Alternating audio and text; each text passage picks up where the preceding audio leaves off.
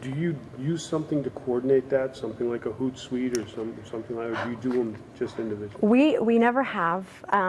It's been fortunate in the past year or two when Facebook and Instagram really have merged. So there's kind of the Meta Business Suite where you can schedule a post for Facebook and Instagram just within Facebook. Mm-hmm. That's probably literally the only reason we haven't jumped into something. If we were doing any other platforms, we would probably have to make the jump into a Hootsuite or something. Mm-hmm.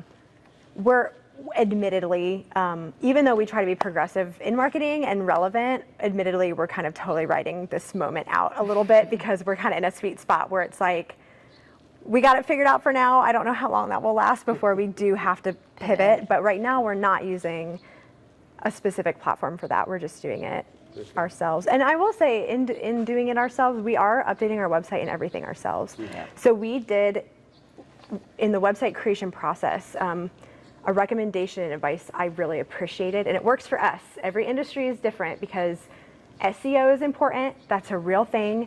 What website platform you use plays a big part in what your online reputation will end up being. So I know different WordPress versus Squarespace versus, all these different things. There's communities of arguments about the balance between how good of SEO performance can come from them versus how user-friendly they are. Mm-hmm. We were kind of guided to a middle ground where it has the potential to be customized for SEO and to do all the nerdy stuff online it needs to do, but it still is user-friendly enough that we can be updating it all the time, which is important because we have to update it all the time. Mm-hmm.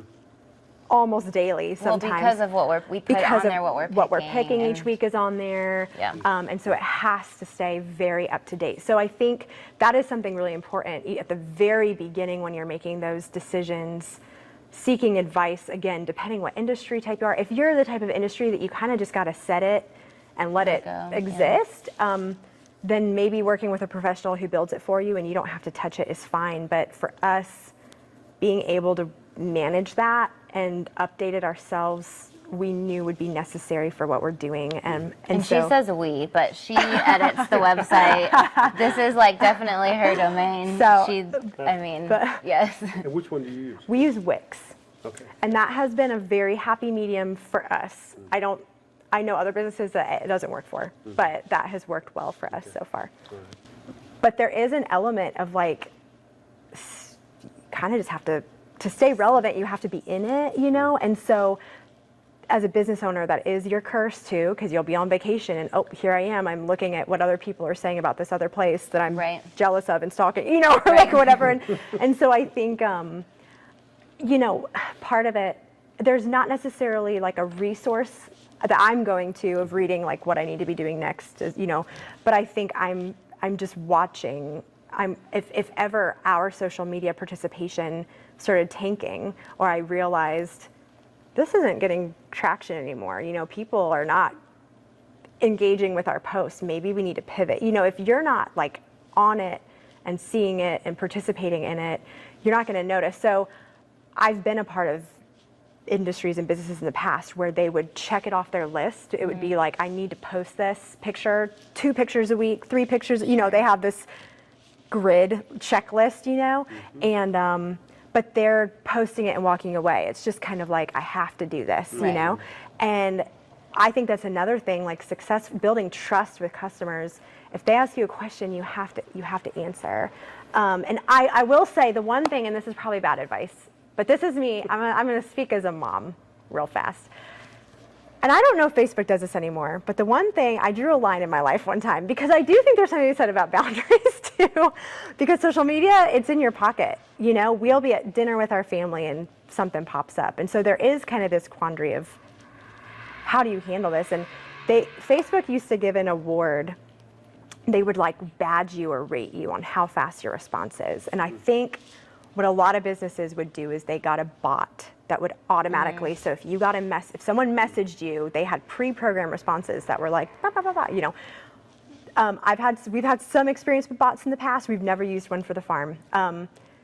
It's so obviously a robot. It's just not personal. It's only answering half of the question, So we were that is totally anti who we are. We're a family-owned farm. I don't care how busy we get. Like, we will always be a family-owned farm. Like, Right. And but that being said, I was like, I would kind of get frustrated because we probably respond to most of our things within 24 hours, which I think is a great rule of thumb. Like, within 24 hours, within your business day, get back to people in a timely manner. That's very important. But we were getting docked because it was like, you didn't answer within 30 minutes. And I was like, it's 8:30 at night, and like, I'm tucking my child in bed. I'm not going to answer this question right now, you know? So I think there is that struggle. When you're a business owner, so we're still the people answering you. Right. If you message us, it's us one of us, right. is answering you back. And so I think that's a beautiful thing about where we are as a business. Eventually, surely we're going to need help with that. I don't think we can wear that hat forever. I think it will be a person Right. who is close to us and knows our business who would help with that. But that being said, I think to stay relevant, coming back around to stay relevant in social media, you have to just, and marketing, but you just have to be present in it. I think. Well, and admittedly, 10 years from now, we're going to be talking to our kids. You know, we're It's going to so be true. like, what do we need to be doing? hey, tell us, you know, what's going on. Right. And so I think even, you know, we know a lot of older generations of farming families who get stuck because Sure. the grandparents started it and they're still kind of like this ruling head over the farm, and the younger generations are wanting to, you know, be more current and post on social media and do those types of things, and they won't let them. Sure. And so I think even for us, like, constantly reminding ourselves like we have to like let go of that and recognize that one day our children will have like more, you know, knowledge that matters and is relevant to our business. And so you know, that is the truth. That's what's going to happen in 10 years. And I think the one tailspin I can put on all of this is relevant. That's definitely 90% of this game. But I do think, depending on your industry, never totally rule anything out. So one of the places we mentored with